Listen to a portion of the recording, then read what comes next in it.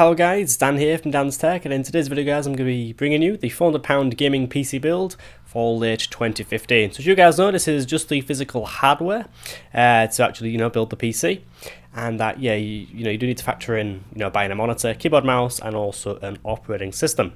And yeah, let's kind of jump into it. One thing I will say is that for the processor we are choosing the FX 6300. That's a 6-core 3.5 GHz chip. And then for the graphic card we're going to be grabbing a Gigabyte GTX 960. And 960 is a mid-range card, and will play enough any game you want to at 1080p. So you're going to get a really good experience at 1080p. So you really won't need to worry about playing modern titles, say like Fallout 4 or anything like that. And now let's kind of jump into it, and let me guys show you what I've chose for the £400 gaming PC. So to get started for the CPU, we're going to be grabbing the AMD FX 6300. This is a 6-core Black Edition processor. This is the Vishera processor, so it does run on the AM3 Plus socket with a frequency of 3.5 GHz and turbo boost frequency of 4.1 GHz. It has 8 MB of level 3 cache, and the maximum TDP of this processor is 95 watts. Now this is a mid-range processor, but will definitely keep up with the GTX 960 in this build. Now moving on to the motherboard, we're going to be grabbing the ASRock 960 GM-U3S3FX. Now this board does support the AM3 Plus processors and up to 8-core processors. Now it does have 2 dual channel DIMM slots for DDR3 memory, running all the way up to 1866 MHz, and does support, yes, 2 8GB DIMMs supporting 16 GB of RAM maximum.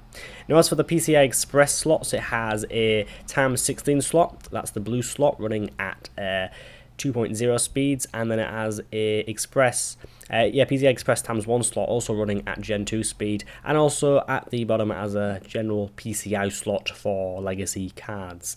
Now also the motherboard does include 2 USB 3 ports and also 4 USB 2 ports. It does also include a few more USB 2 ports via the internal headers.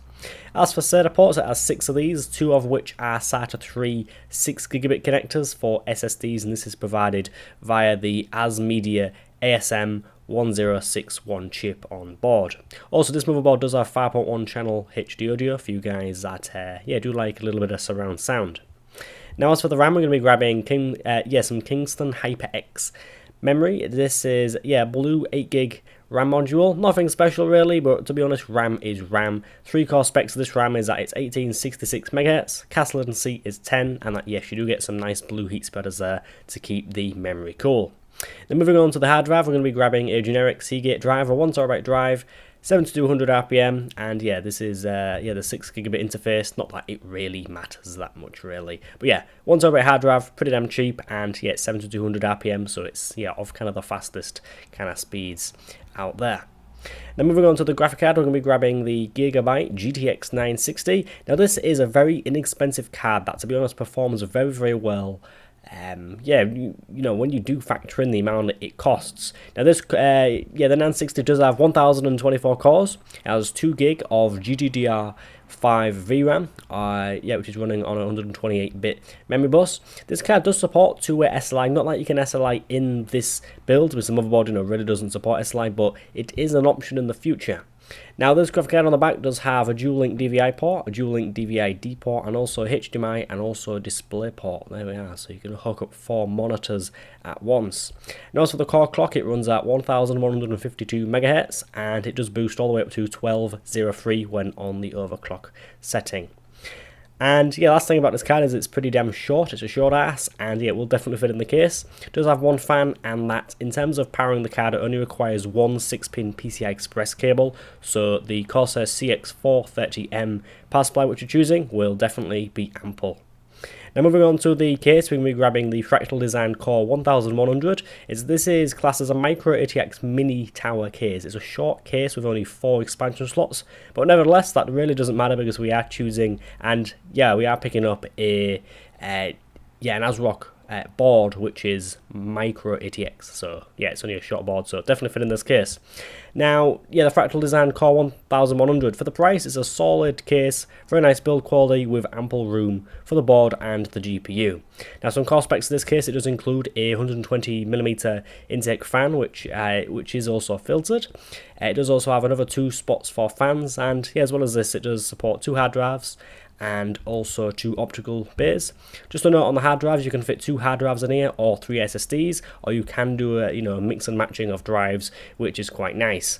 Now, GPU clearances, it does support GPUs all the way up to 170mm, and it can go all the way up to 350, but yeah, you might have a little bit of trouble if say you need to plug a power cable in the side of a GPU, or if you do have hard drives mounted where the the GPU is going to be. And yeah, lastly, CPU clearance 148mm in height. And finally, moving on to the power supply, CX430M by Corsair. Really don't need to give this power supply an introduction. This is very renowned power supply, being very good and very cheap. It is bronze certified, 3-year warranty. It does have that one PCI Express 6-pin power connector that we need, and it also has 4 SATA connectors for all your hard drives and SSDs, which is quite nice. Really don't need to go into any kind of details about this power supply. It has all the cables, and yeah, it's a CX430M. That's it, done. Anyhow, let's kind of roll the outro.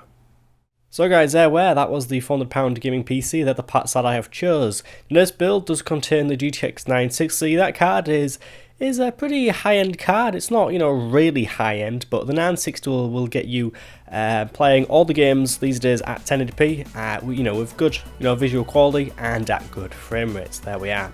Anyhow, one thing I will say is that all the links for all these parts will be in the description. I will include Amazon UK and Amazon US links, so you don't need to go searching for them yourself on them respective sites. And without further ado, guys, thank you very much for watching. And yeah, if you do want to check out, say, any other of the PC builds that I'm doing this month, feel free to have a look in the playlist in the description, and choose a build that kind of meets your budget. Anyhow, thank you very much for watching, guys. Please feel free to like, comment, and also subscribe. And yeah, I'll catch you guys in my next video. Goodbye.